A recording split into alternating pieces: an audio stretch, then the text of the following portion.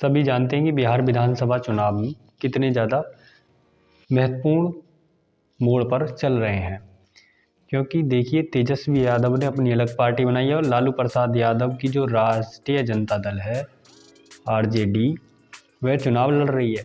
लेकिन महत्वपूर्ण बात यह हो जाती है कि जहाँ से तेजस्वी यादव चुनाव लड़ रहे हैं ना, वहाँ से आरजेडी ने या महागठबंधन ने अपना कोई कैंडिडेट खड़ा नहीं किया है, या फिर यूँ कह लीजिए कि सीधा ये तेज प्रताप यादव वैसे अलग हैं दिखाने के लिए, पर वास्तव में महागठबंधन के साथ ही हैं। दूसरा,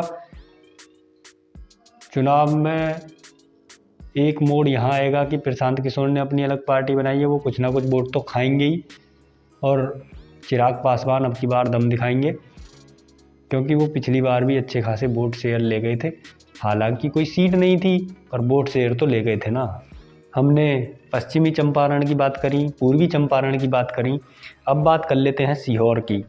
इस विधानसभा सीट से डॉक्टर श्वेता बहुत बड़ी जीत से जीत रही हैं, जो कि जेडीयू से हैं और एनडीए इस सीट को जीत रही है। ठीक है, इसमें कोई संदेह नहीं है, जो बोल दिया तो बोल दिया, क्योंकि ये बहुत ही विश्लेषण के साथ सीटें देखी गई हैं कि कौन सी सीट पर कौन सा उम्मीदवार विजेता रहेगा। अब सीतामढ़ी डिस्ट्रिक्ट में आ जाइए, अगले में हम बात करते हैं सीतामढ़ी में। इसमें पहली सीट है रीगा। इस सीट को बैद्यनाथ प्रसाद निकालेंगे, क्योंकि पहला वो खुद में प्रभावी व्यक्ति हैं और दूसरा बीजेपी का कब्जा है इस सीट पर, और वो बीजेपी से खड़े हैं बैद्यनाथ प्रसाद, इसलिए यह सीट बीजेपी के पाले में जा रही है और एनडीए को एक और सीट मिल रही है रीगा की। अब आ जाइए बदनाहा। इस सीट को तो अनिल कुमार निसंदेह निकाल कर ले जाएंगे। क्योंकि बीजेपी का अपना प्रभाव है इस सीट पर, और इसलिए इस सीट को एनडीए के खाते में लॉक कर दिया जाए। देखो, बीजेपी का जो प्रभाव है ना, वो नेपाल से सटे बॉर्डरों पर अच्छा खासा है, तो इसलिए अभी ये सीट वहीं की चल रही हैं जो नेपाल से सटे जिले या विधानसभा सीट हैं, है ना। अब परिहार में आ जाइए। इस सीट पर हालांकि दबदबा आरजेडी का है, परंतु आरजेडी के पास एक चेहरा नहीं है। एक चेहरा होने से क्या होता है कि उस चेहरे का अपना प्रभाव हो जाता है, स्थानीय लोग वहाँ उस इंसान की ज़्यादा बात मानने लग जाते हैं, जो मुख्य नेता बन जाता है। और हर बार चेहरा बदलना वोटर्स के विश्वास को कम करता है, ये बात सच है। और जहां इस सीट पर बीजेपी के पास अकेला चेहरा है, गायत्री देवी, इसलिए इस सीट को टक्कर के साथ बीजेपी अपने खाते में डाल लेगी और इस तरह से एनडीए को एक और सीट मिल जाएगी। अब आ जाइए सुरसंड पर। इस सीट पर जनता दल यूनाइटेड के प्रत्याशी खड़े हैं और उन्हें घाटा यह है कि इस पर जेडीयू अलग अलग प्रत्याशी उतारती है, पर फिर जेडीयू राष्ट्रीय जनता दल को हराकर एनडीए जीतेगी।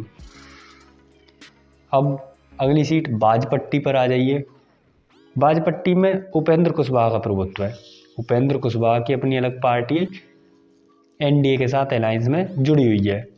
आरएलएम उपेंद्र कुशवाहा की पार्टी, रामेश्वर महतो वहाँ के स्थानीय नेता। हालांकि मुकेश कुमार यादव टक्कर पूरी देंगे, मुकेश कुमार यादव भी अच्छे नेता हैं, लेकिन फिर वही बात, रामेश्वर महतो ही इस सीट को निकालेंगे और यह सीट भी एनडीए के खाते में ही जाएगी। सीतामढ़ी, इस सीट पर वैसे तो टक्कर रहेगी, परंतु फिर भी इस सीट को बीजेपी के सुनील कुमार पिंटू जीत ले जाएंगे, अतः इस सीट को भी एनडीए के खाते में ही डाल दो भाई।